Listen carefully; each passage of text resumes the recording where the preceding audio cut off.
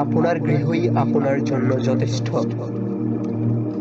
নিঃসঙ্গতা ও নির্জনতা শব্দদ্বয় আমাদের জীবন বিধানে এক বিশেষ অর্থ বহন করে, আর তা হচ্ছে সুকাজ ও বোকা লোকদের থেকে দূরে থাকা।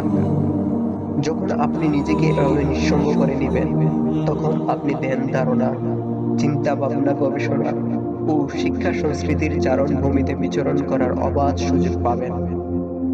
যেসব বিষয় অর্থাৎ কাজ, কর্ম, কথাবার্তা, লোকজন ইত্যাদি আপনাকে আল্লাহর আনুগত্য থেকে অমনোযোগী করে দেয়, আপনি যখন সেই সব বিষয় থেকে নিজেকে বিচ্ছিন্ন করে নেন, তখন আপনি এমন এক ওষুধ সেবন করছেন যা নাকি হার্টের ডাক্তারগণ সর্বাপেক্ষা শক্তিশালী আরোগ্যকর বলে পেয়েছেন।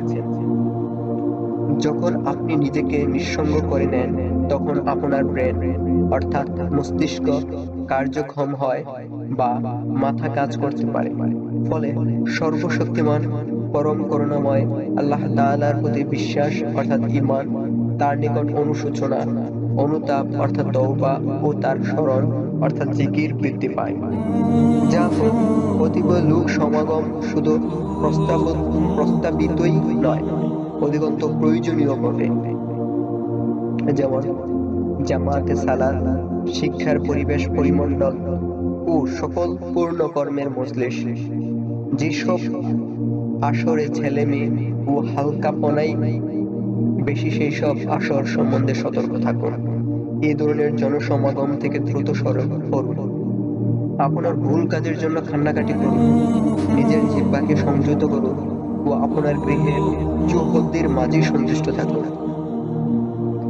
বোকা লোকদের সাথে মিশে আপনি আপনার মানসিক ভারসাম্যতাকে বিপদগ্রস্ত করবেন না। বাজ বিচার না করে আপনি যে লোকদের সাথে মিশবেন, তারা খুব সম্ভবত সময় নষ্ট করতে প্রস্তুত, মিথ্যা কথা বলতেও, গুজব ছড়াতেও সিদ্ধহস্ত এবং সমস্যা ও ক্ষতি উভয়টা বিস্তৃত করতে দক্ষ।